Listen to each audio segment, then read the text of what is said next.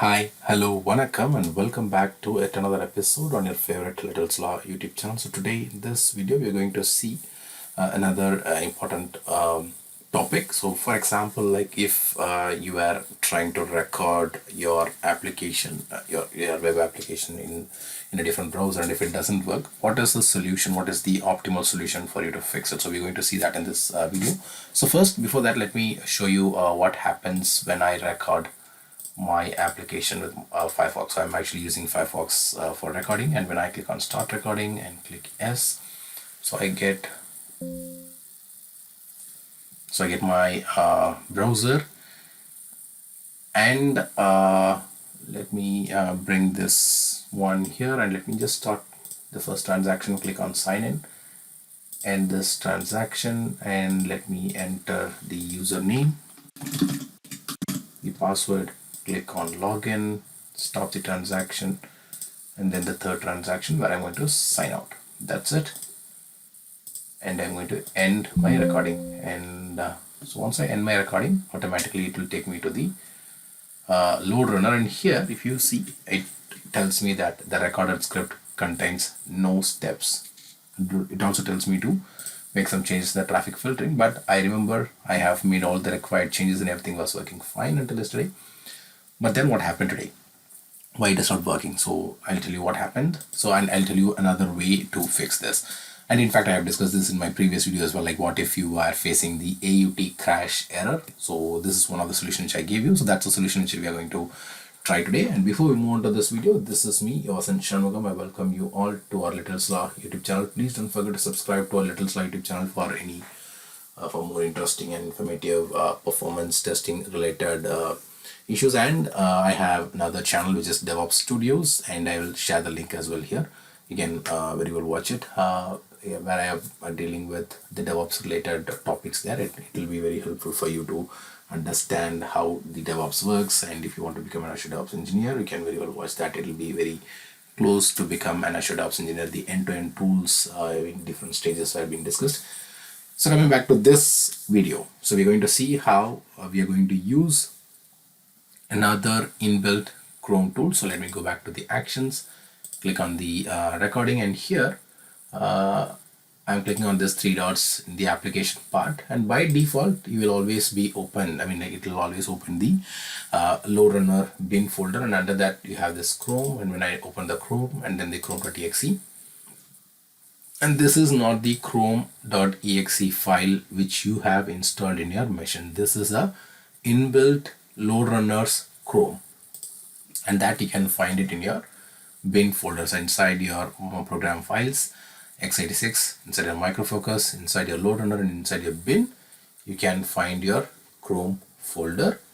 You can also see other folders like InfluxDB, True Client, and every other, all the exe files will be there, but we are not going to worry about that. All we are going to see is the chrome.exe inside that, and it has the version as well, like it has the 96.0.4664.45.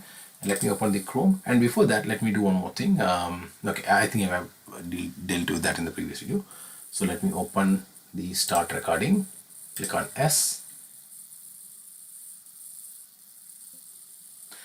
and now the browser has opened, and here we have got the recording event pop up. And let me start the transaction, click on enter the store, end this transaction, start the next transaction, click on sign in, 1 yes, the credentials has popped up, and let me and then the third transaction where I'm going to add a product ID.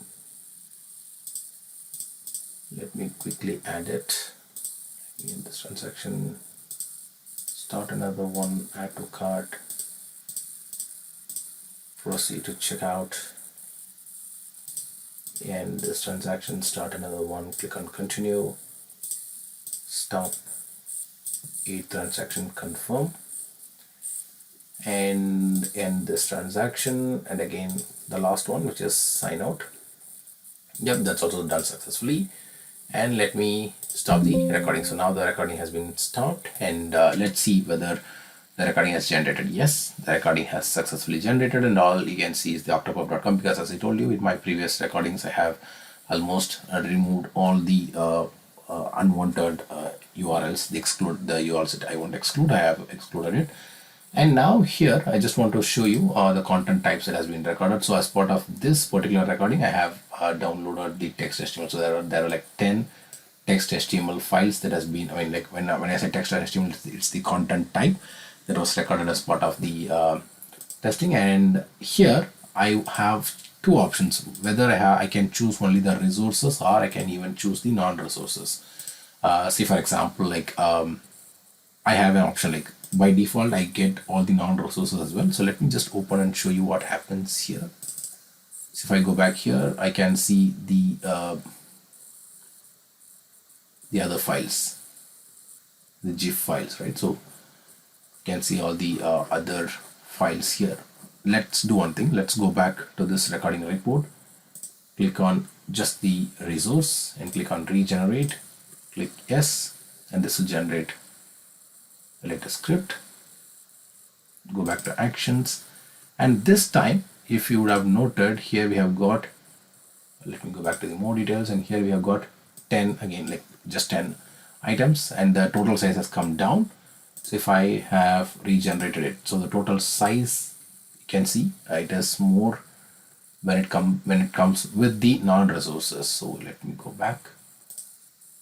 Okay, it's almost same, but still let me get the host to the headers. Yep, it's the same thing. And content types. Okay, I think this is a very basic script, so that's the reason we have got very less resources.